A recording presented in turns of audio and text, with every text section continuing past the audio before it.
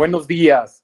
Muchas gracias por acompañarnos a este webinar al que hemos denominado No limites tus intereses en la declaración anual. A nombre de la firma Garrido Licona les agradecemos que nos acompañen y en esta ocasión estaremos presentes Asael Apolinar, que es socio de fiscal en Garrido Licona. Asael, buenos días, ¿cómo estás? Hola, muy buenos días, Adalberto. Muy buenos días a toda la gente que nos acompaña el día de hoy en este webinar. Y su servidor, Adalberto Ramos, que soy socio de Litigio y Controversia Fiscal en Garrido Licona. En esta ocasión vamos a platicarles del tema de la limitante a la deducción de intereses netos que no son deducibles en aquella porción que exceda al 30% de la utilidad fiscal ajustada.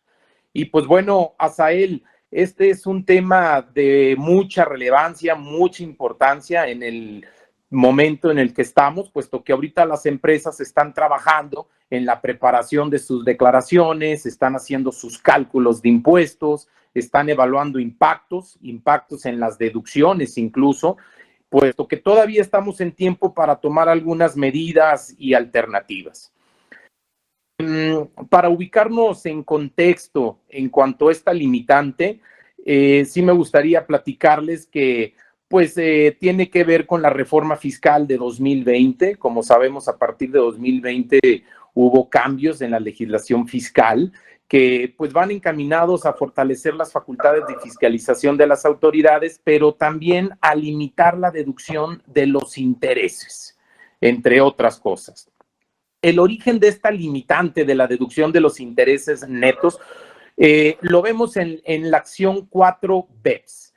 BEPS, que son acciones, recomendaciones preparadas por la OCDE, que son sugerencias que los países podrían estar implementando para pues contrarrestar la erosión de la base gravable en los países, y precisamente la acción 4 BEPS nos habla de la limitación de la erosión de la base imponible a través de la deducción de intereses y otros pagos financieros, puesto que, como sabemos, pues la técnica de sobreendeudamiento pues es una de las medidas de planeación fiscal a las que han recurrido muchos contribuyentes, pues con algunas ventajas fiscales, ¿sí? De ahí que, pues bueno, Asael, si nos puedes platicar del contenido y alcance de esta disposición y de esta nueva limitante.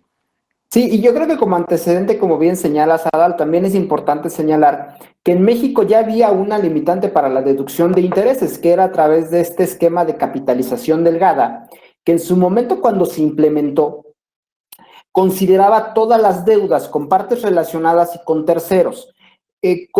Prácticamente al año de que se publicó esta regla de capitalización delgada, se modifica limitándola a partes relacionadas, y ahí podemos ver el contexto justo que comentabas de prevenir la evasión fiscal a través del pago de intereses hacia partes relacionadas en el extranjero en lugar de dividendos.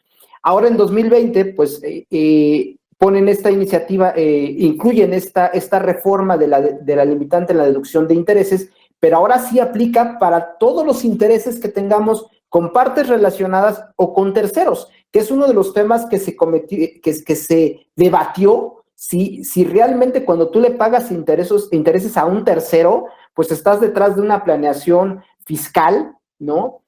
Vamos a pensar el caso más básico, una empresa que se endeuda con un banco nacional, una empresa mexicana que se endeuda con un banco nacional, pues bueno, ¿dónde puede estar la planeación fiscal? Y son temas que siguen en debate. No obstante, pues ya nos alcanzó la declaración anual y pues las empresas tendrán que aplicarlo, independientemente que en próximos meses o próximos ejercicios se haga una reforma sobre este artículo estableciendo alguna limitación adicional que solamente aplique partes relacionadas. Por lo pronto, pues tendremos que estar trabajando en ello a la vista de la declaración anual 2020.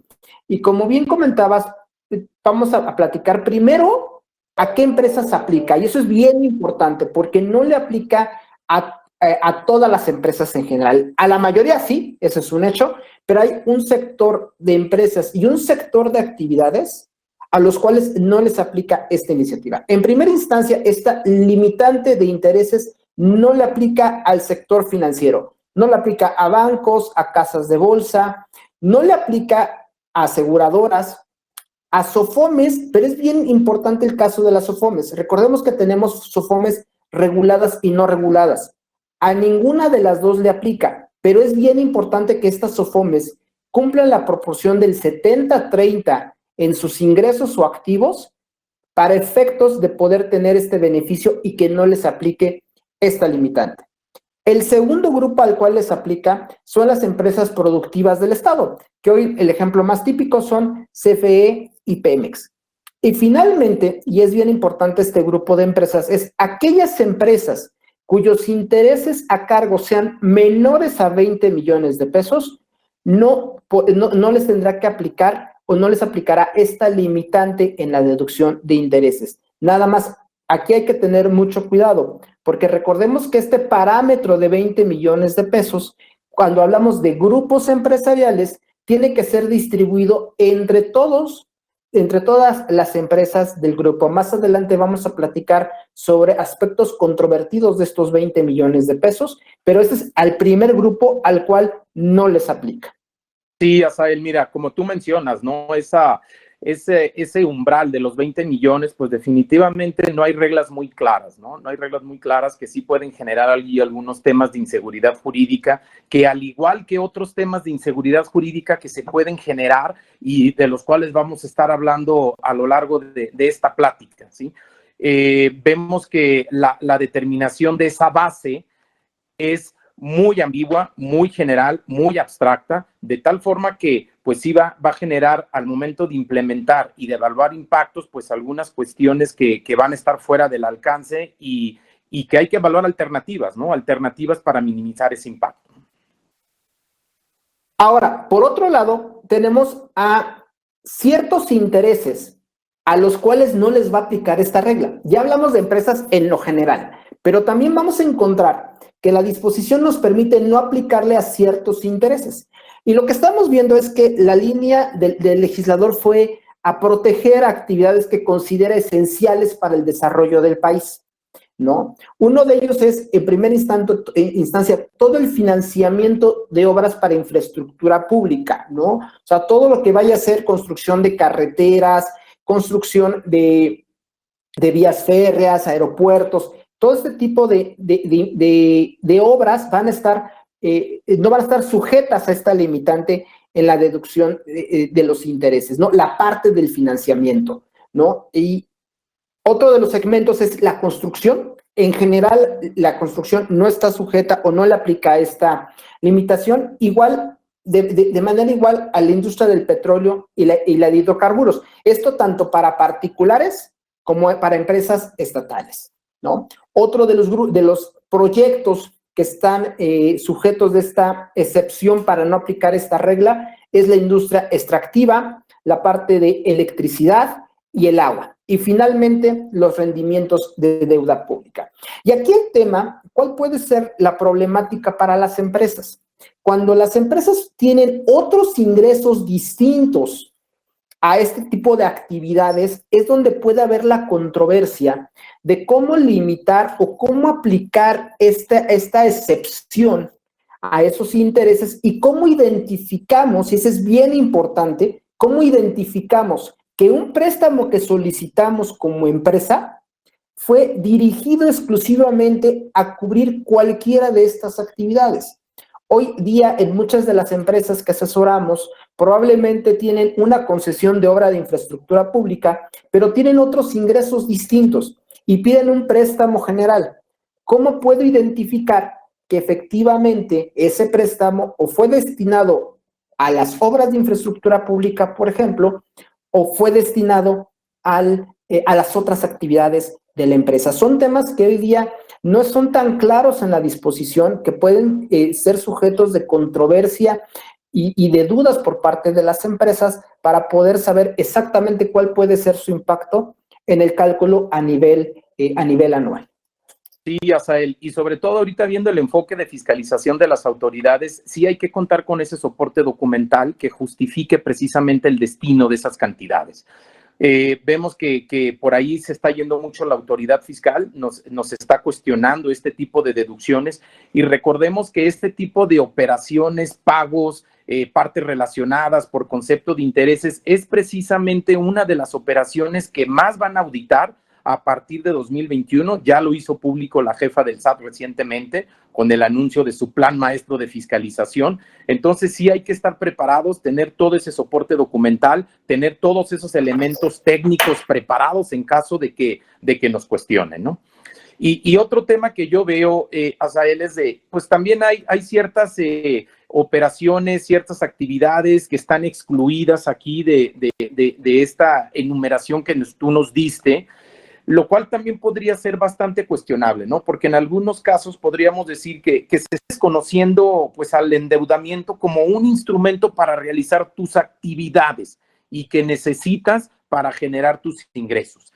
Recordemos que aquí en materia de reglas de capitalización delgada, por ahí tenemos un antecedente donde de inicio, como tú apuntabas hace un momento, pues está limitada esa deducción a la proporción de deudas versus capital contable, la proporción del 3:1. Sin embargo, sí te permite demostrar que si tu operación es necesaria para realizar tus actividades, para generar ingresos, etcétera, pues ahí sí te permiten deducir tus intereses. Incluso, pues la Suprema Corte validó ya esta postura mediante jurisprudencia. La Suprema Corte resolvió que esta disposición de capitalización delgada no violaba el principio de proporcionalidad tributaria porque sí te permitía probar en contrario, es decir, que eran estrictamente indispensables en la medida en que tuvieras tu resolución en materia de precios de transferencia en términos del 34A del Código Fiscal de la Federación. Entonces, digamos que ahí es un poco abierto. Aquí, esta limitante no nos permite esa posibilidad, sino que, como apuntabas, pues es una limitante a la deducción cerrada que no nos permite probar en contrario, que haya una verdadera razón de negocios, de la operación, etcétera, pues lo cual también podría ser bastante cuestionable. ¿No? Y sobre todo, al tener muy presente que justo para tener esta documentación y tratándose de préstamos va a ser indispensable, pues sí tener los contratos en tiempo y forma, todo el tema de fecha cierta, que es un tema bien importante para el SAT hoy día, y que eventualmente eso puede ser lo que pueda equilibrar la balanza o en su momento inclinarla hacia alguna definición por parte de Hacienda, ¿no? De acuerdo. Y bueno, ya entrando Adelante. Adelante. Ok, y bueno, ya entrando en materia de cálculo, o sea, recordemos que sí nos dan mecánicas particulares para efectuar esta limitante. Primero vamos a hablar de la utilidad fiscal ajustada, ¿no? En primera instancia, lo que la autoridad dice es, tengas utilidad o tengas pérdida, vas a tener que determinarla, ¿no? Si tienes utilidad fiscal en el ejercicio, vamos a partir de esta utilidad fiscal y le vamos a sumar los intereses devengados del ejercicio que provengan de deudas, y esto es bien importante, solamente aquellos que provengan de préstamos, tal cual, con esa naturaleza, y le vamos también a adicionar la deducción de inversiones en el ejercicio, activos fijos, intangibles, etcétera.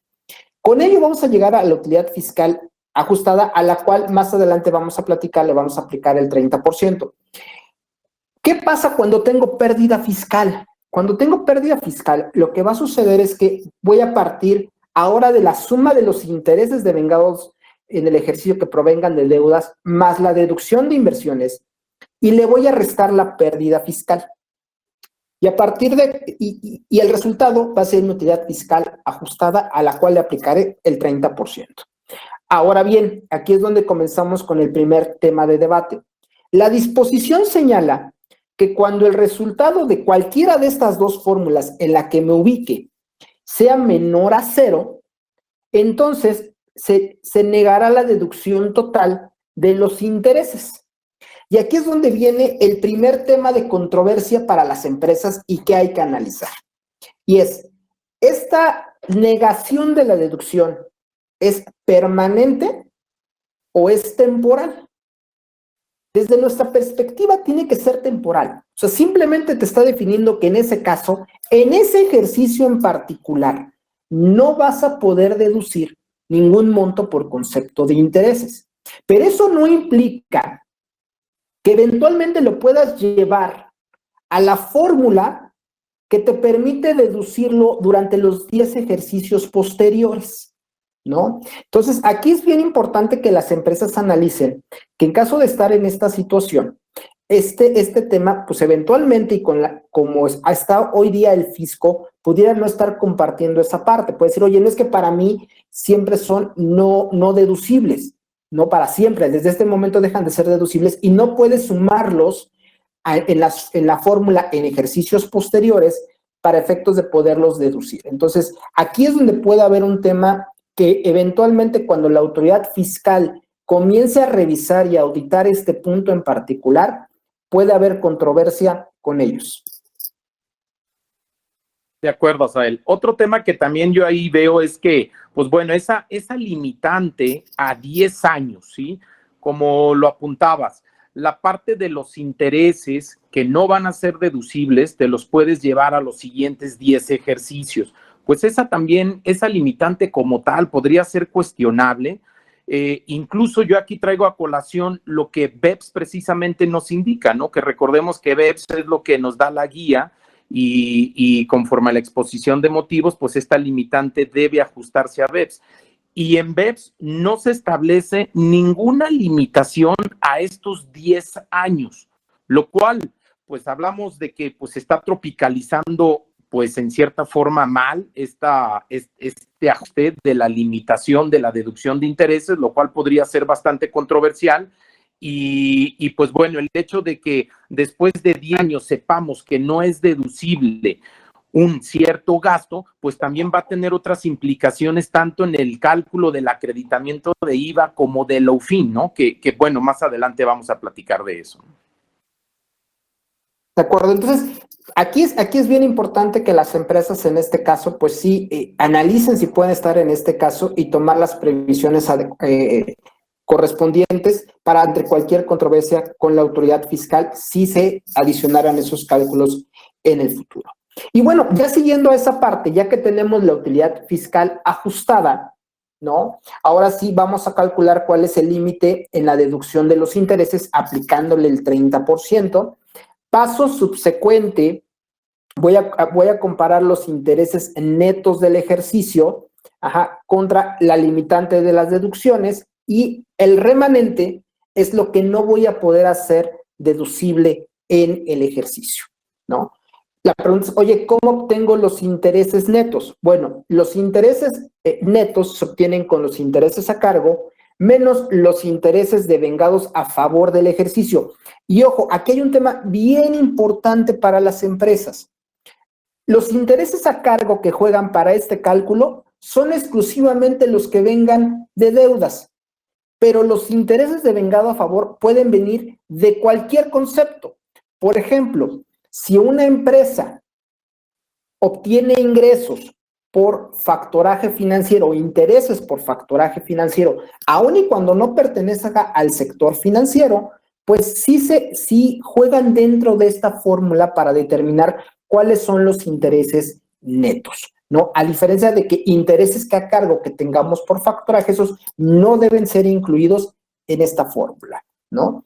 Por otro lado, el tema de también vamos a restar la parte proporcional que nos queden de los 20 millones de pesos, ¿no? Puede ser que si somos una empresa sin ninguna filial, si no pertenecemos a ningún grupo, pues podemos tomar los 20 millones de pesos, o bien, si somos parte de un grupo, tendremos que hacerlo o distribuirlos entre todos los participantes del grupo. Y aquí hay un tema bien importante. Puede ser que una empresa tenga un margen de intermediación financiera positivo, aun y cuando no sea parte del sector financiero. Esas ya las excluimos, esas ya no juegan aquí.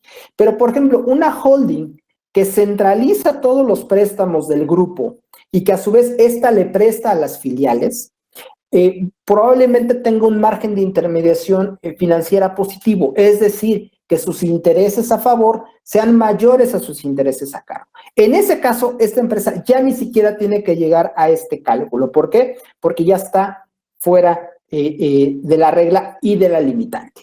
Más adelante vamos a platicar con mayor detalle en estos temas de inseguridad jurídica, que sí hay alternativas para minimizar ese impacto, estas cuestiones que no están claras.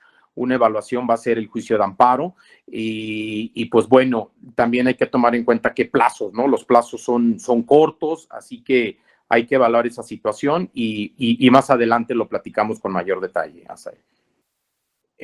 También aquí, bueno, en cuanto a algunos de los temas controversiales que mencionabas a él es, ¿qué pasa con el IVA acreditable?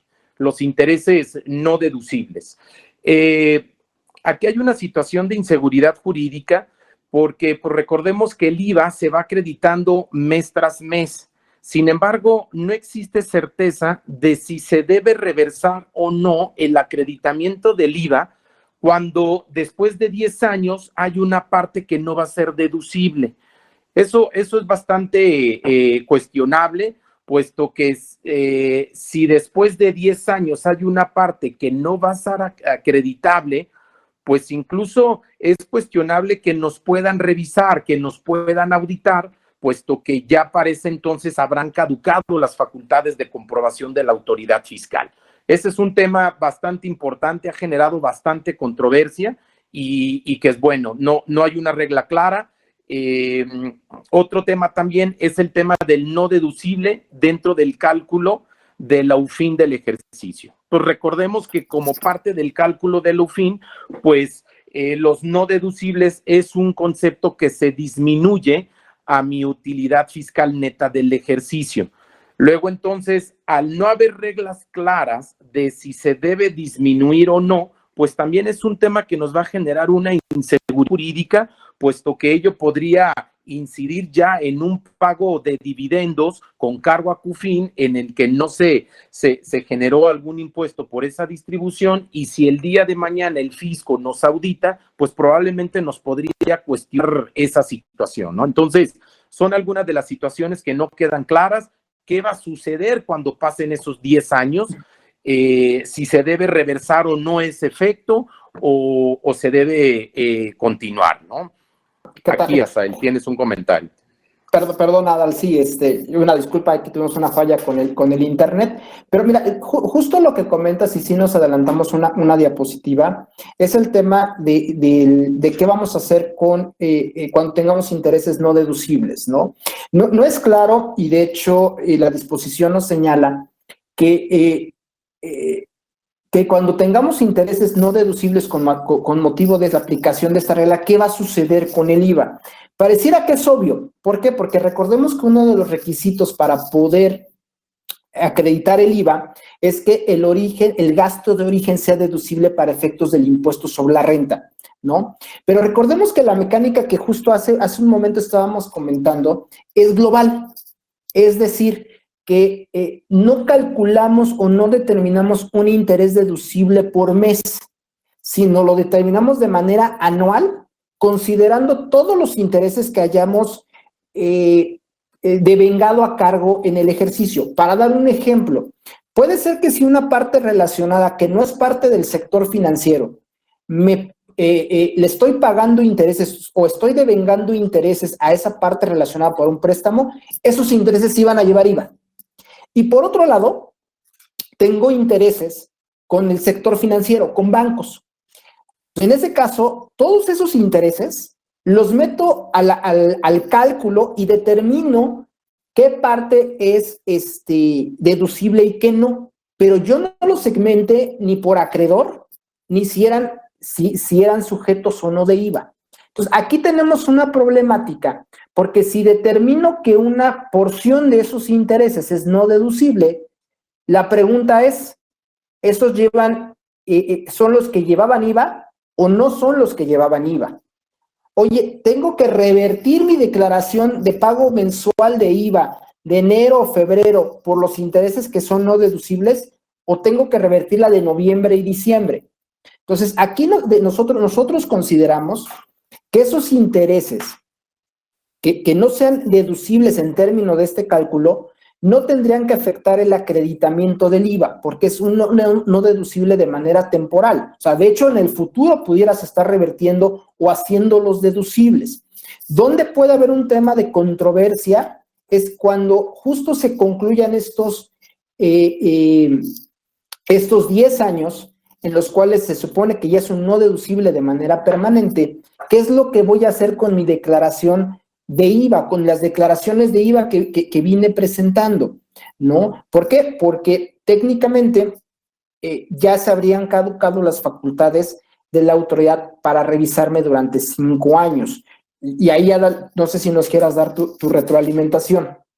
Sí, mira, Asael, como ya lo apuntaba, ¿no? Pues no hay certeza, ¿no? Si debo reversar o no ese acreditamiento del IVA que se fue pagando mes tras mes después de 10 años, si es que hay una porción que no es deducible.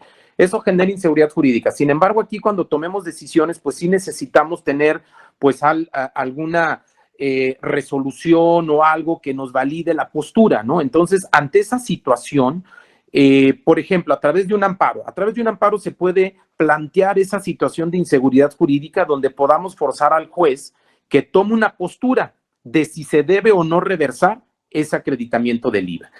¿Por qué? Porque pues sí es esa situación de inseguridad jurídica, ¿no? La que nos podría afectar, ¿no? De acuerdo. Y el otro tema, justo que comentabas en el tema del OFIN, es importante considerar que este tendría que ser considerado un no deducible también temporal. Es decir, no tendríamos que incluirlo en el cálculo de la OFIN, y hay una razón inclusive económica para ello. En ese sentido, si hoy, por ejemplo, en 2020 determinamos que una parte de los intereses es no deducible con motivo de esta limitante, y lo considero o lo disminuyo de mi utilidad fiscal para llegar al OFIN, ¿qué va a suceder el día de mañana que derivado de la mecánica de 10 años sí lo pueda hacer deducible? Pues ya le di un doble impacto a la OFIN. Se lo di en el año que fue no deducible y se lo voy a dar en el año que sea deducible.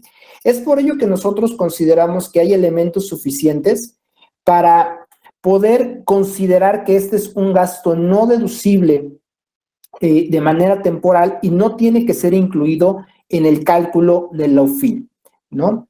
Entonces, por allá tenemos algunas preguntas. Cuando hablamos de grupo de empresas, debemos incluir aquellas que no les aplica la limitante. Esa es una muy buena pregunta. Vamos a comentarla justo en la siguiente lámina, que es de la excepción de los 20 millones. Ahí es cuando surge la controversia si tenemos que aplicar este tema de los 20 millones, ¿no? En primera instancia, lo que nos dice el tema de los 20, de la limitante, del beneficio o este rango de 20 millones, es que los voy a distribuir conforme al ingreso acumulable que hayan tenido las empresas el año pasado. Ese es el primer parámetro, ¿no? Es decir, quien haya tenido más ingresos acumulables dentro de las empresas del grupo, es la que va a tomar la que va a tomar una mayor porción de estos 20 millones de pesos, ¿no? Ahora bien, ¿dónde puede estar el tema de controversia? ¿Qué sucede si dentro de mi grupo, por ejemplo, tengo una SOFOM, ¿no? Ese SOFOM tiene que jugar dentro de esa repartición de los 20 millones, ¿no? Para darles y pongámosle número a la casa. Vamos a pensar que tenemos 5 empresas dentro del grupo. Si yo le reparto estos 20 millones a esas 5 empresas, ¿no? Si en un ejemplo de laboratorio las 5 empresas tuvieran los mismos ingresos acumulables, pues a cada una le tocaría 4 millones de pesos. Pero si dentro de ese grupo tengo a una SOFOM, entonces puedo estar excluyéndola de esos 20 millones y ahora a cada empresa le tocan 5 millones de pesos. Ahí es donde puede estar el beneficio para el grupo empresarial.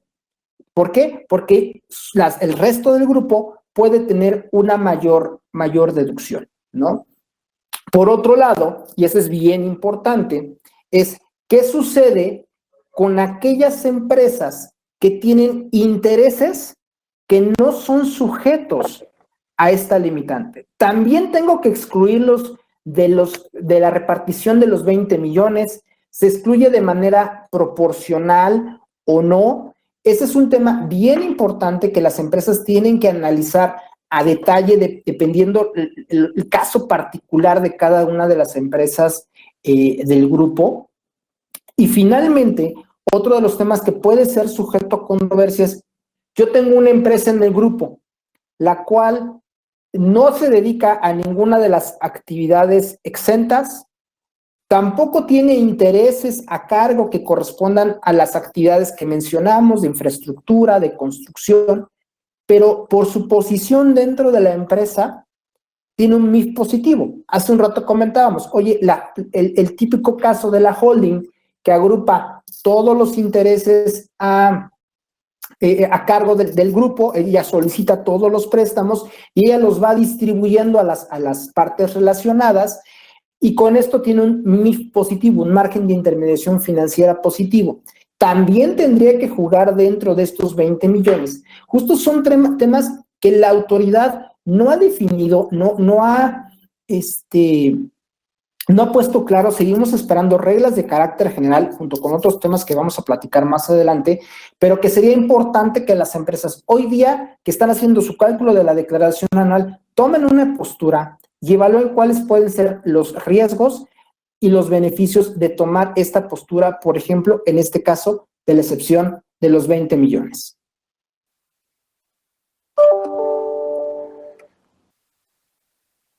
De acuerdo, Sael. Ahora, otro tema que también nos interesa abordar es el tema de la ganancia y la pérdida cambiaria, porque de forma expresa se limita precisamente que no podemos considerar la ganancia y pérdida cambiaria como un interés para efectos de esta limitante. Esto en alguna cuestión podría ser un cuestionable, puesto que pues, no considerar ganancias cambiarias dentro de este cálculo, pues sí afectaría la capacidad contributiva de los contribuyentes, lo cual podría pues también plantearse, ¿no? Como parte de un amparo. Y yo aquí insisto mucho en el tema del amparo, puesto como ya lo había apuntado, pues todas estas cuestiones de inseguridad jurídica válidamente se pueden plantear. Cuando pasemos ya después al tema de las alternativas y presión, manejamos que uno es precisamente el juicio de amparo. Otra alternativa precisamente son temas para prevenir impactos desde la perspectiva fiscal. Entonces, si te parece, Asael, si nos puedes platicar de estas alternativas fiscales para prevenir impactos, y después yo me gustaría platicar del tema del amparo, los plazos, los que se podrían plantear para, pues, venir del tiempo, ¿sí? Claro que sí, Adal. Mira, aquí yo creo que el primer tema que comentabas es el tema de la ganancia o pérdida cambiaria, ¿no? ¿Por qué ha causado tanta controversia este punto? Precisamente por el tema de la redacción de la disposición. ¿Por qué? Porque la redacción en primera instancia los excluye, pero hace una mención en la cual señala que no se van a excluir, o sea, la excepción de la excepción, digámoslo así, cuando provengan de instrumentos cuyos rendimientos generen intereses, ¿no? Lo que esto quiera significar. ¿Por qué? Porque a partir de ahí podemos llegar a una conclusión primaria de, a ver, entonces quiere decir que si yo compro mercancía y esa compra de mercancía la hice en moneda extranjera y eso me está generando un pasivo porque la pagué a plazos o la voy a pagar en un plazo distinto a 30, 60, 90 días, la fluctuación cambiaria que me va a generar ese pasivo claramente no debiera estar jugando en este concepto. De igual manera, si la empresa vende mercancía en moneda extranjera y la vende a 30, 60 o 90 días, tampoco debiera estarle generando esta fluctuación. Esta fluctuación cambiaria no debiera estar jugando para este cálculo. La duda viene en qué sucede si una empresa tiene un préstamo en moneda extranjera. La fluctuación cambiaria que se deriva de ese préstamo en moneda extranjera debe formar parte de este cálculo. En primera instancia pareciera que sí, justo para complementar este tema de intereses, pero la redacción no es lo suficientemente clara para concluir que se refiere precisamente a ese instrumento, ¿no? Y aquí es bien importante señalar que la definición, la palabra instrumento no está definida en ninguna parte de la ley fiscal, sino básicamente podemos considerarla un instrumento, si lo vemos desde el punto de vista de definición, pues puede ser prácticamente cualquier contrato, e inclusive si nos vamos al uso que en el sector financiero se le da la palabra instrumento, pudiera ser ya hablar de operaciones más estructuradas como las operaciones financieras derivadas, ¿no? O bien, inclusive si nos vamos a las normas de información financiera, tanto nacionales como extranjeros, pues los instrumentos sí se pueden considerar los préstamos bancarios simples o cualquier tipo de préstamo bancario. Entonces, sí es bien importante que los pasivos que tengan hoy día las empresas, o inclusive también los activos, estar evaluando, fuera de aquellos que comentaba de proveeduría de bienes o adquisición de bienes o enajenación de bienes, todos los demás pasivos sí sean evaluados cuando son en moneda extranjera para verificar si esos pasivos generan intereses y si esa fluctuación cambiaria tiene que ser efectivamente considerada para el cálculo de esta limitante de los intereses, ¿no? Por otro lado, lo que comentabas, Adal, acertadamente, es el tema de que puede haber otras alternativas, y ya platicábamos hace un momento, para poder minimizar los impactos, y que finalmente tienen que ser trajes a la medida porque no a todas las empresas les aplican. Uno de ellos puede ser el tema de reestructurar las deudas que hoy tienen y moverlas ya sea a un tema de factoraje financiero, a un tema de arrendamiento financiero. Esto va a depender justo del origen y de la forma en que se dispusieron los préstamos, ¿no? Y eventualmente, pues hay probabilidad de que puedas hacer estas modificaciones o no las puedas hacer. Y finalmente, antes de pasar al tema del amparo, sí me gustaría comentar que uno de los grandes pendientes que tiene esta regla es que la autoridad fiscal no ha publicado en resolución miscelánea el cómo calcular los intereses de manera consolidada para efectos de determinar un efecto a nivel grupo. Y esto ha creado varias interpretaciones en el mercado dentro de la interpretación fiscal, porque algunos señalan que sería viable el apoyarte en las normas de información financiera relativas a la consolidación de estados financieros para poder determinar justamente este efecto.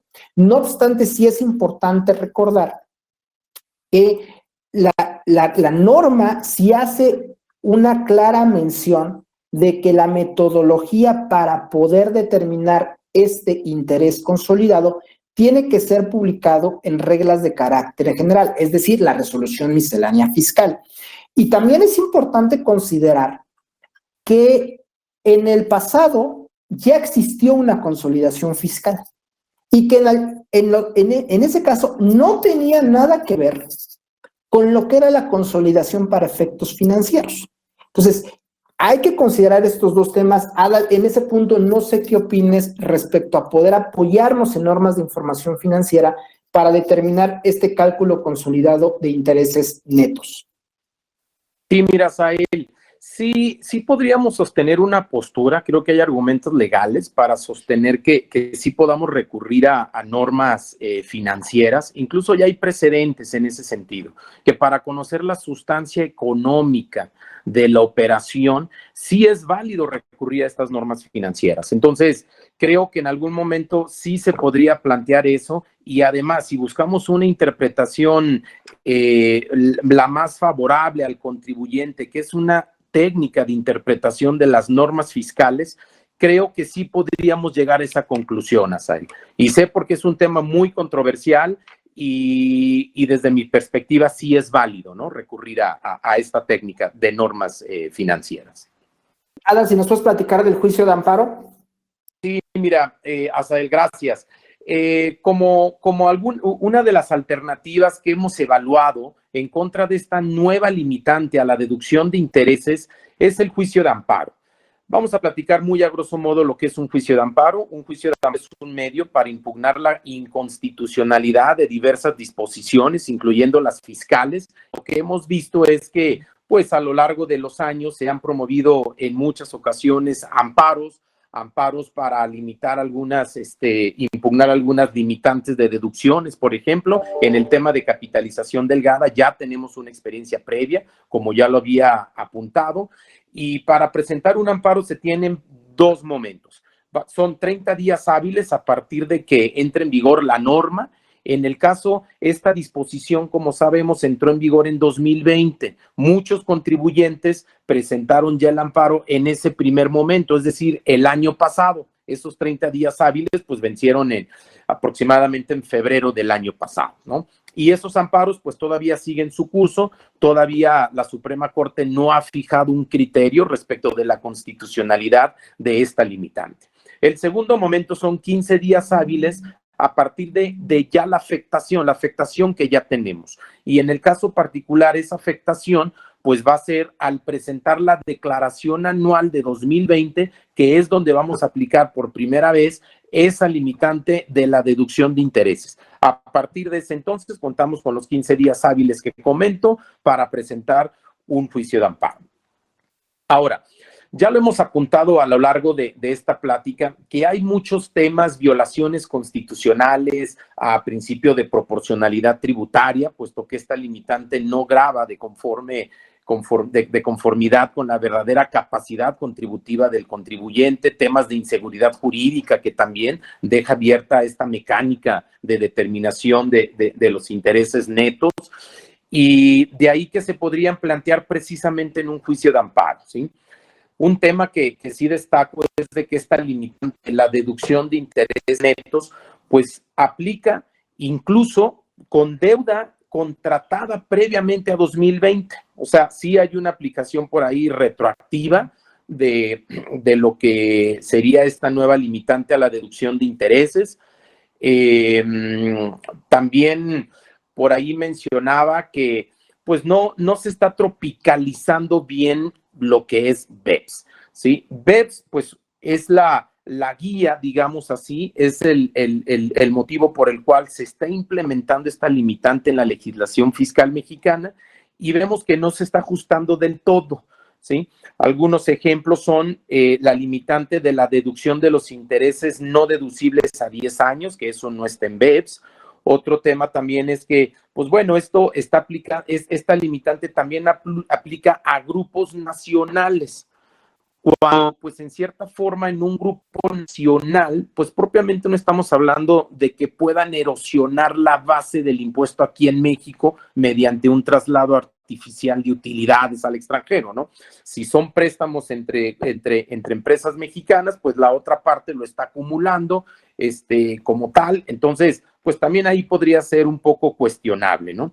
También hay otras excepciones que se fijan en el plan de acción BEPS, ¿no? Lo que le llaman la regla de porcentaje global de endeudamiento, que te dice que si el nivel de endeudamiento en México es parecido al del grupo a nivel global, pues luego entonces sería un excluyente para no aplicar esta limitante a la deducción de intereses, ¿no? Y como esa, pues hay otras cuestiones que no se implementaron bien en términos de BEPS, lo cual pues, vemos que podría ser bastante cuestionable, ¿no?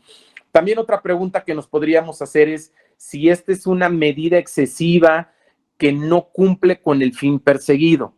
Recordemos que el fin es, como lo mencionaba, que México acate esos compromisos internacionales. Sin embargo, pues esta medida, pues podría ser excesiva, puesto que ya hay otras formas previstas en la legislación fiscal mexicana que precisamente tratan de evitar estos abusos de prácticas de sobreendeudamiento intercompañías.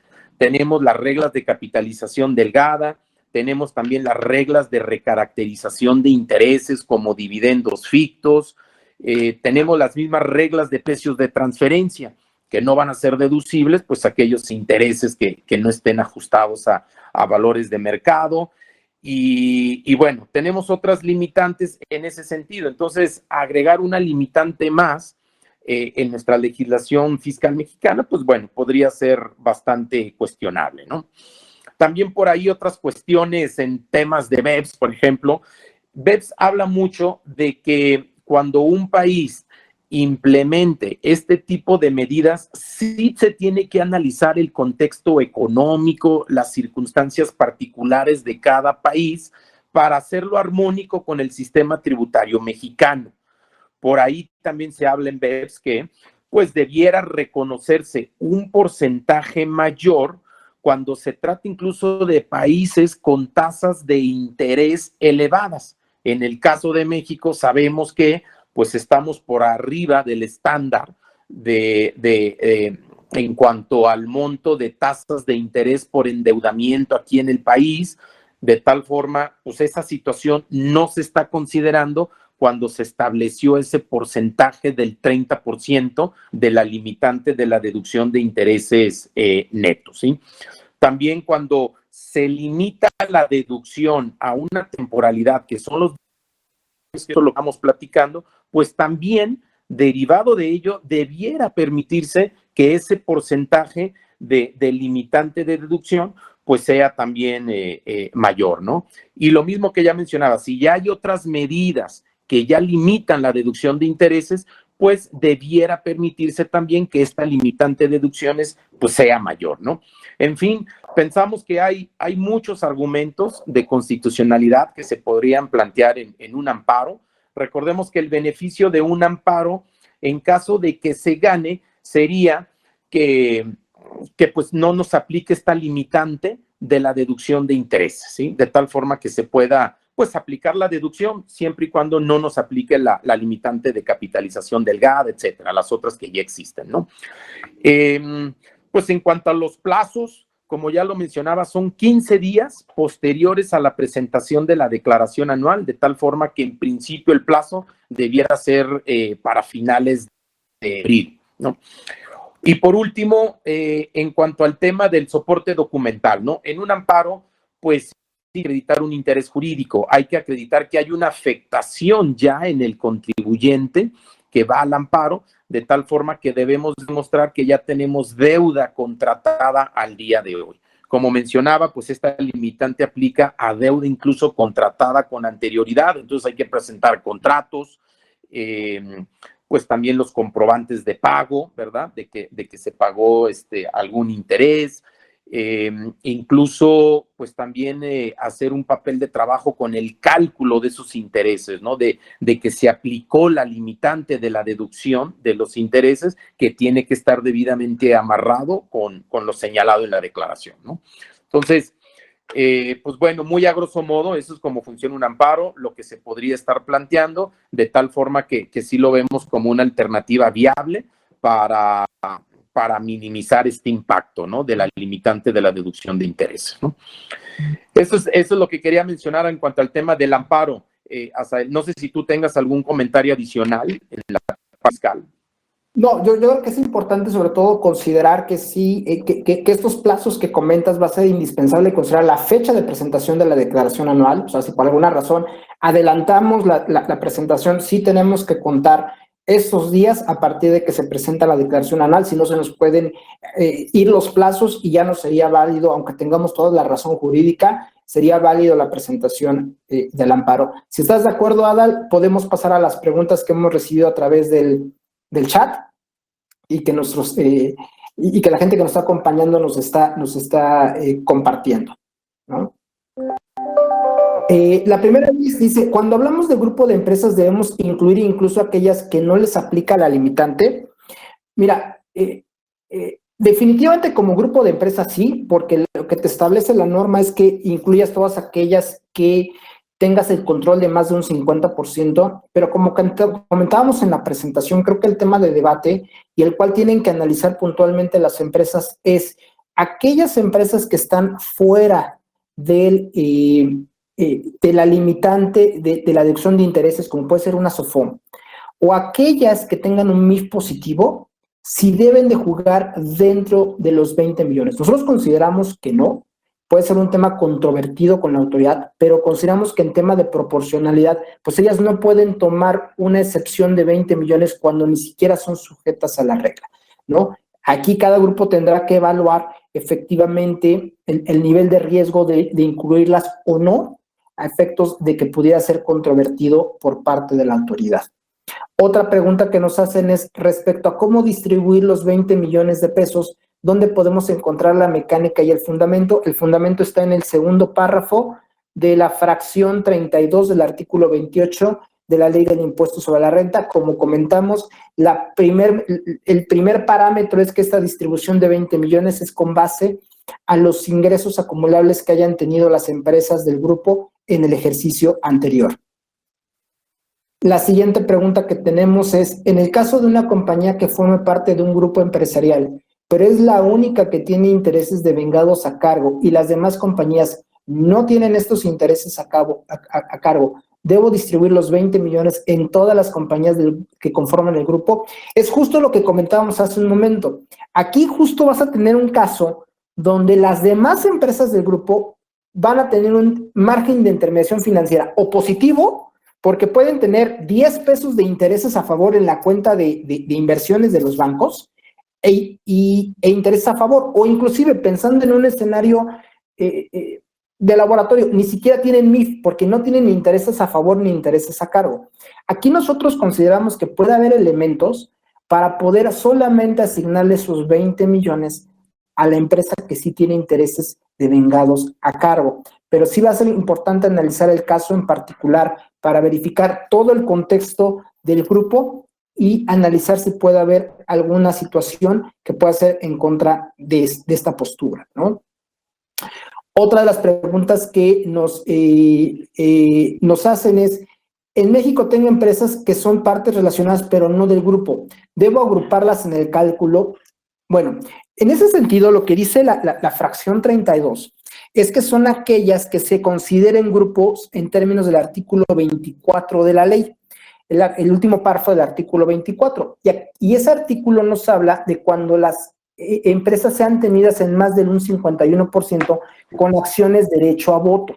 Entonces, en ese sentido, aparentemente, si no cumples ese requisito, pues no tendrías que estar poniéndolas en el grupo, ¿no? Nada más aquí sí hago mención que ese es el párrafo segundo del artículo de la fracción 32 hace mención a miembros del grupo o partes relacionadas.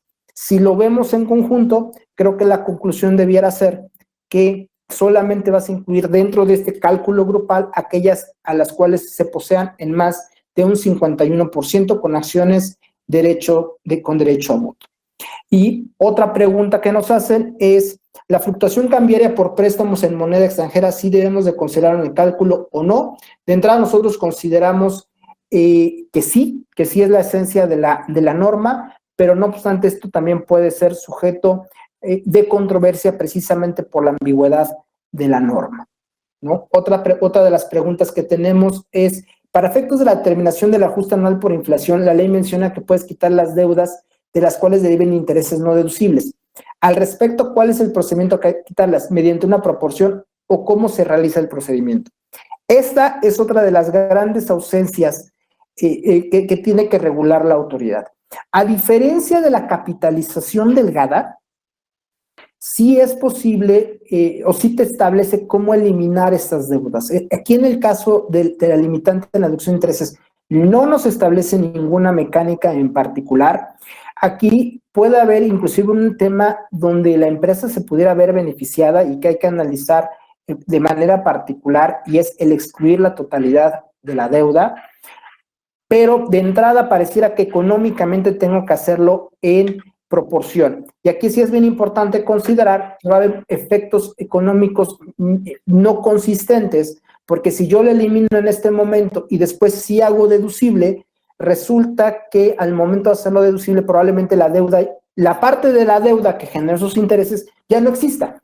Entonces, no va a haber esa proporcionalidad. Entonces, sí es un tema que hoy día no está regulado. Pareciera que económicamente podemos sacar una proporción, pero ahí puede haber áreas de optimización en cómo sacar esta proporción o cuál es la parte de la deuda que efectivamente tenemos que excluir. Prácticamente son las dudas que tenemos, y por ahí nos mandan una duda que creo que es muy recurrente. Aprovechando el foro, aun cuando se tiene que ver directamente con intereses, pero sí con la anual, ¿qué podemos hacer si la plataforma no reconoce las pérdidas pendientes de amortizar de periodos anteriores? Digo, lo platico rápidamente. Aquí sí hay un tema. No está reconociendo pérdidas a nivel declaración anual porque no se incluyeron en la de 2019. Entonces, sí es un tema que con gusto a la persona que nos escribió, si nos puede dejar sus datos, la podemos contactar para platicarles cómo solucionar este tema, porque sí es un problema que se ha presentado de manera recurrente en las empresas, ¿no? Y son las preguntas que tenemos por parte del foro de Alberto. No sé si quieras agregar algo más. No, pues mira, Sael, creo que abordamos los temas tanto desde la perspectiva fiscal como legal, de alternativas que se pueden plantear. Digo, ahorita todavía estamos en momento de tomar otras alternativas para minimizar el impacto. De ahí que, pues, si bien la medida puede ser un poco fuerte en cuanto a esta limitante, pensamos que hay esas alternativas, estamos en tiempo, se pueden tomar y pues bueno, pues con todo gusto podemos asesorarlos, ¿no? Tanto en el tema de las alternativas fiscales que tú platicaste como en el tema del amparo, ¿sabes? Y me gustaría finalizar, Alberto, señalando que todavía estamos en tiempo para las empresas de hacer un diagnóstico fiscal integral que nos permitan ubicar áreas de mejora en el cálculo de impuestos, de optimización en el cálculo de los impuestos, que si eventualmente tenemos un efecto negativo por esta limitante, pues esas áreas de optimización nos puedan permitir minimizar ese impacto. De acuerdo. Pues bueno, pues gracias. Si ya no hay más preguntas, pues bueno, damos por concluido este webinar. Agradecemos su asistencia y nos vemos en nuestro próximo webinar, que será, por cierto, la siguiente semana. La siguiente semana por ahí vamos a platicar del plan maestro de fiscalización a grandes contribuyentes que recientemente dio a conocer la jefa del SAT, las empresas a las cuales se les va a auditar, los temas de fiscalización específicos que vamos a ver, que serán objeto de auditorías en el futuro y sobre todo, pues prepararnos cómo estar listos en caso de que nos auditen y pues salir bien librados de una auditoría. Gracias nuevamente y pues bueno, nos pueden encontrar en las redes sociales, @GarridoLicona. Mi correo es arramos@garridolicona.com. Y si nos quieres dar tu correo electrónico, Asael, para que nos puedan localizar. Claro que sí, aeapolinar@garridolicona.com. Cualquier duda que tengan sobre lo que platicamos hoy o cualquier otro tema fiscal, con gusto los podemos atender desde ahí. Gracias.